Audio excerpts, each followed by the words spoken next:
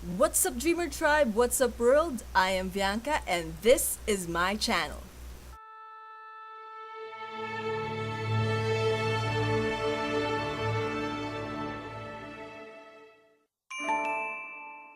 So, for today, I will be sharing with you all my review for the Netflix animated series The Dragon Prince. So again, like my previous Bleach movie review or live action review, I won't be using actual footages from the series since again I don't want to spoil anything and it's dangerous to pick an episode and take scenes from that or clips from that. So instead, I will just be showing to you guys the trailers for the series that was released by Netflix, and maybe a little bit of the non-spoilery parts of the series. So I hope you guys don't mind that. So if there is one thing I was looking forward to on Netflix prior to announcement of a live action adaptation for the highly acclaimed animated series that is the Avatar The Last Airbender, which thankfully this time around will be handled by those who actually love the series and who created the series, it would be this animated series, which is The Dragon Prince. So The Dragon Prince tells of the story that is set in a magical land called Xadia, where magic comes from 6 sources, which they call primal sources, and these are the sun, the moon, the stars, the sky, the earth, and the ocean.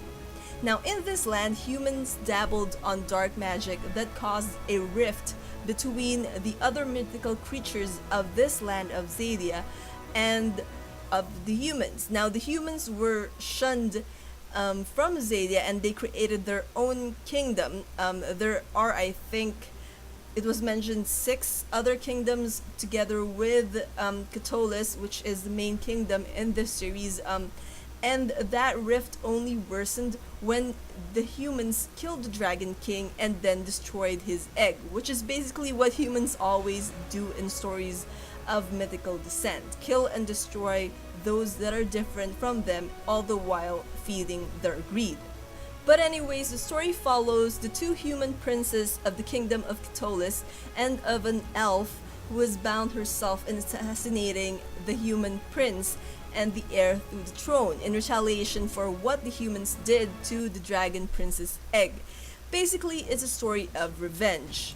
As stories and plans go, however, the Moon Shadow Elf Assassin, who goes by the name of Rayla and who by far is the best character in the show, she's actually my favorite, fails in assassinating the king and the prince, and the whole mission then goes awry, and it would have been totally considered a failure on her part. She was ready to accept that it was a failure had it not been for the revelation that they encountered when she was trying to chase after the 2 princes of the kingdom. And that revelation revolves around the fact that the dragon prince's egg was not really destroyed, it was kept hidden by the mage of the kingdom, who also happens to be the main antagonist of the series, and that is also, and who is also the king's right hand man, and that is Lord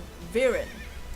Now the story revolves around these 3, the Princess Callum and Ezran, who is my second favorite character in the series, and the elf Rayla.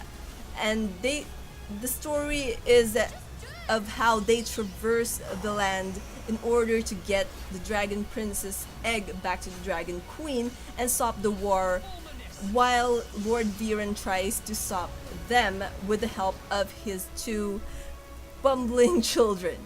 Now this animated series is meant to be an epic, but as of the moment it only has 1 season under its belt, and this season has 9 episodes.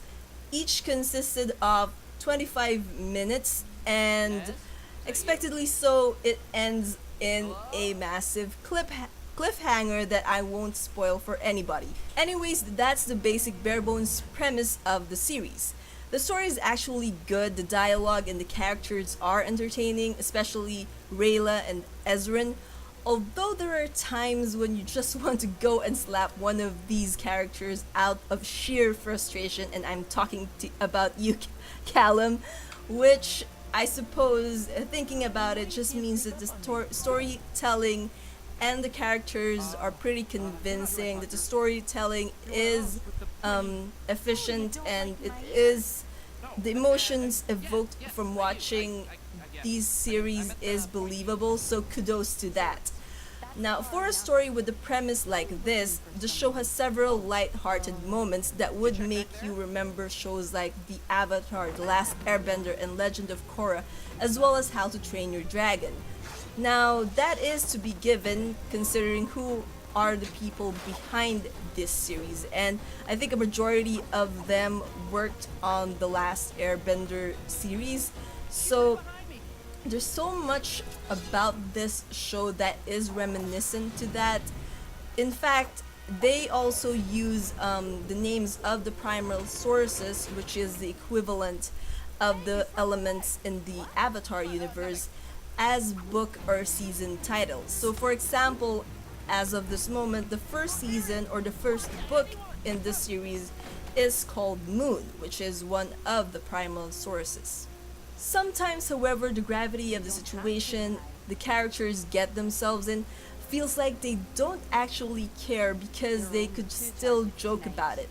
Or when there is a need for a character to understand the effects of his actions, it is just swept under the rug in favor of a good joke or a good ribbing.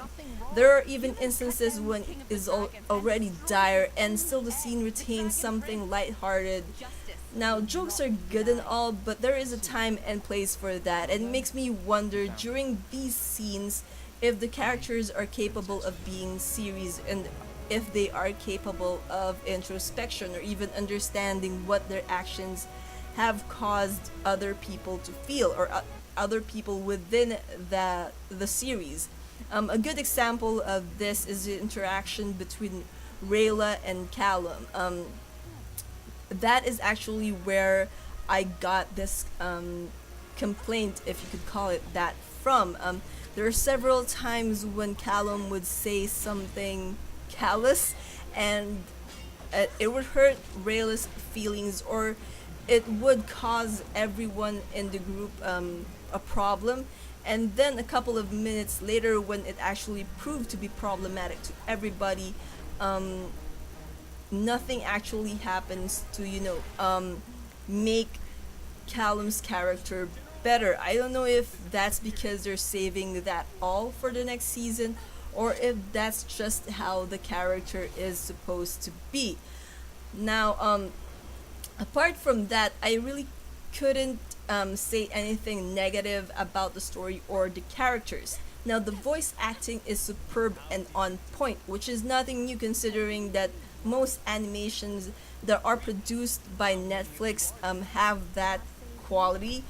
And also, the soundtrack adds to that epic feel of the show, especially when it came down to the final episode of the season. Now, of all the episodes, that is my most favorite.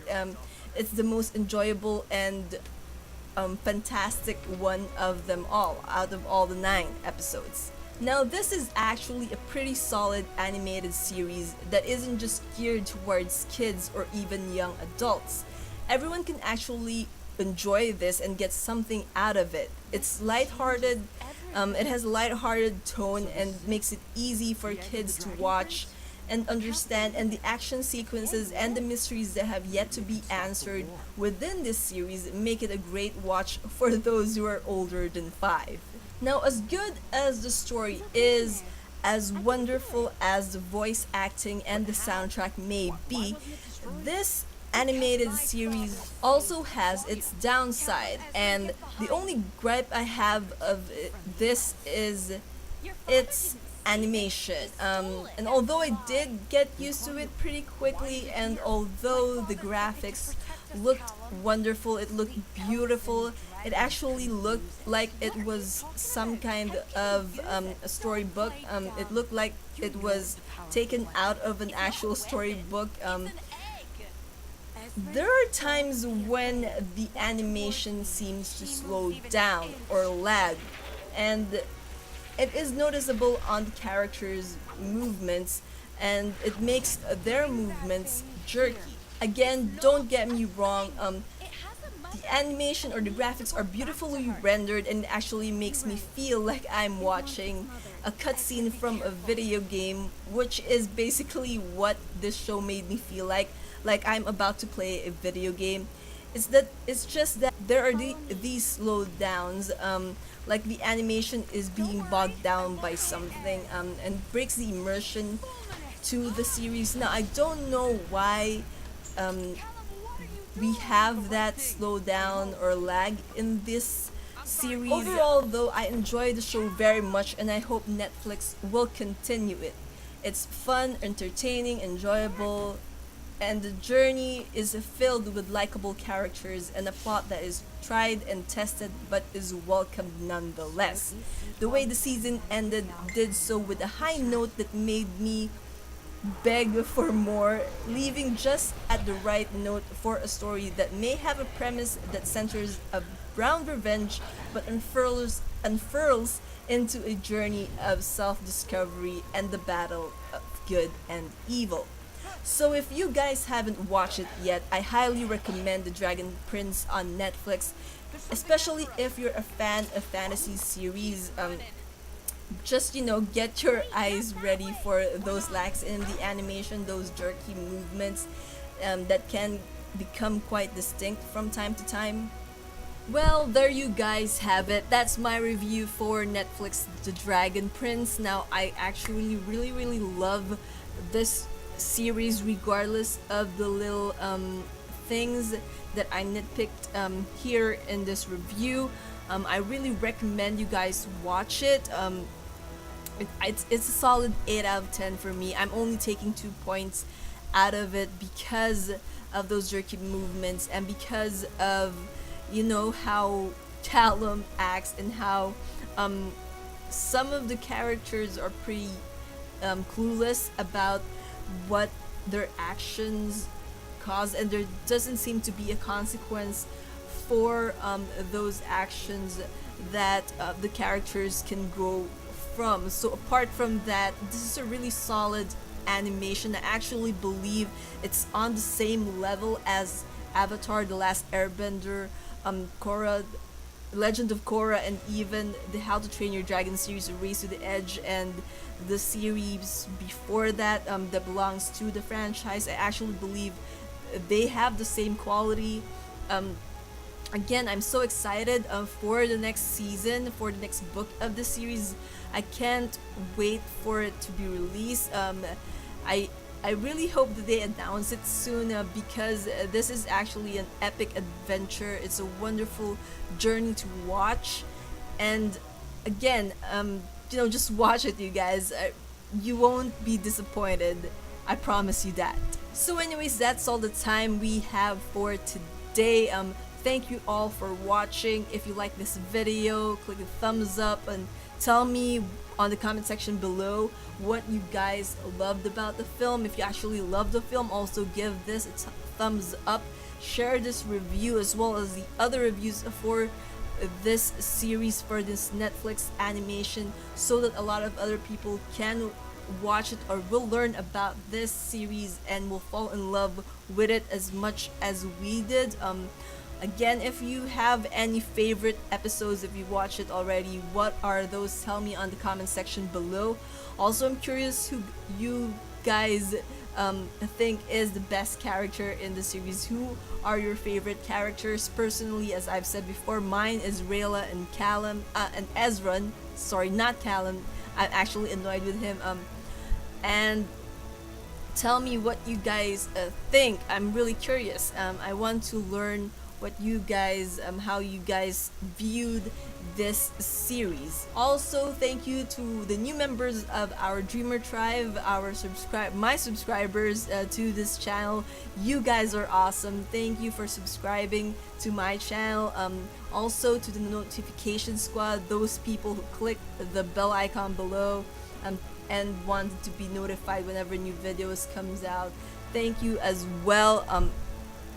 I'm really having fun in this channel and I want this to grow, so constructive criticisms are also welcome in the comment section below. If you have time, please do like and subscribe this video. So I got a lot more videos planned. I actually have already prepared a couple of videos just for that week when I'll be in South Korea for our vacation, so you guys don't have to worry about not having any videos or not being able to watch any videos from this channel during that time. But anyways, that's all the time we have for today. Again, thank you all for watching, and you guys should know the drill by now. Until the next video, dream on, fly on.